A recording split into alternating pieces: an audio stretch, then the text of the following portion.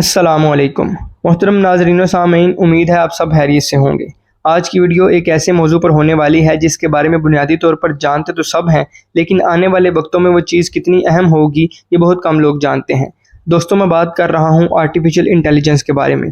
جی ہاں، artificial intelligence, جس کو عام لفظوں میں آپ اے آئی کے طور پر جانتے ہیں۔ آرٹیفیشل انٹیلیجنس یعنی مصنوعی ذہانت ایک ایسی ٹیکنالوجی ہے جس کے ذریعے ہم مشینوں کو انسانوں کی طرح سوچنا، سمجھنا اور فیصلے کرنا سکھاتے ہیں۔ یہ مشین لرننگ اور ڈاٹا پروسیسنگ کے ذریعے سیکھتی ہے اور وقت کے ساتھ ساتھ بہتر ہوتی جاتی ہے۔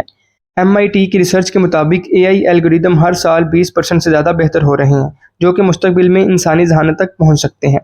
دوستوں، مصنوعی ذہانت کے دائرے میں حقیقی ترقی 1956 میں شروع ہوئی، جب مصنوعی ذہانت کے شعبے کو باقاعدہ طور پر قائم کیا گیا۔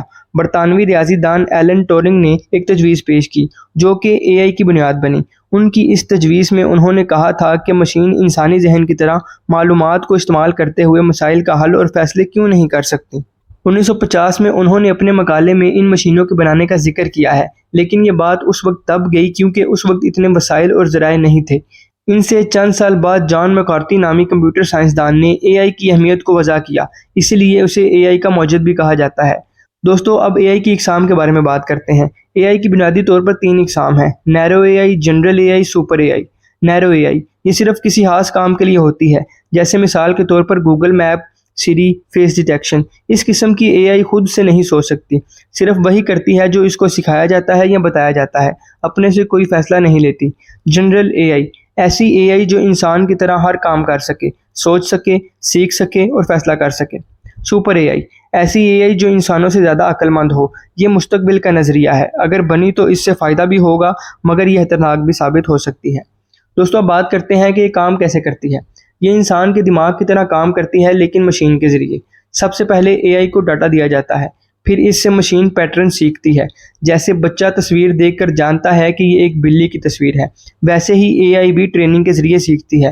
اچھی طرح سیکھنے کے بعد یہ نئے ڈاٹا پر فیصلے لینا اور پہچان کرنا شروع کر دیتی ہے۔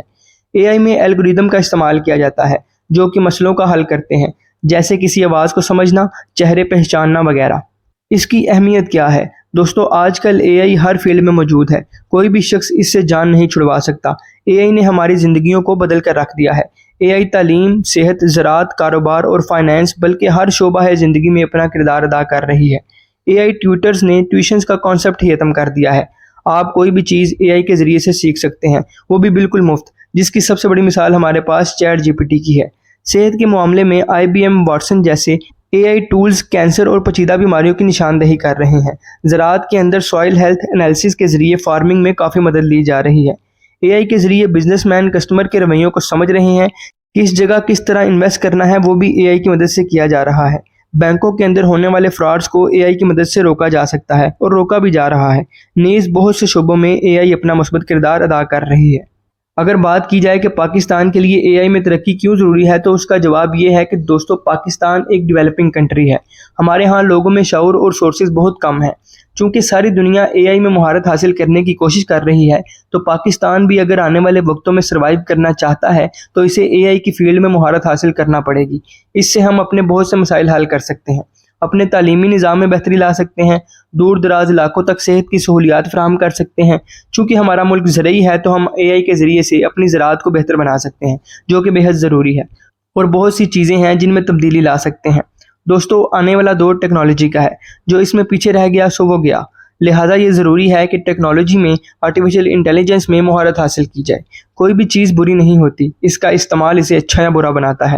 اگر اے آئی کو انسانی فلاح کے لیے استعمال کیا جائے تو اس سے بہترین کوئی چیز نہیں، اور اگر اسے انسان کی بربادی کے لیے استعمال کیا جائے گا تو یہ بہت تباہ کن ہوگا۔ اور ایک اور بات یاد رکھیے گا کہ اے آئی کبھی بھی انسان کا متبادل نہیں ہو سکتی۔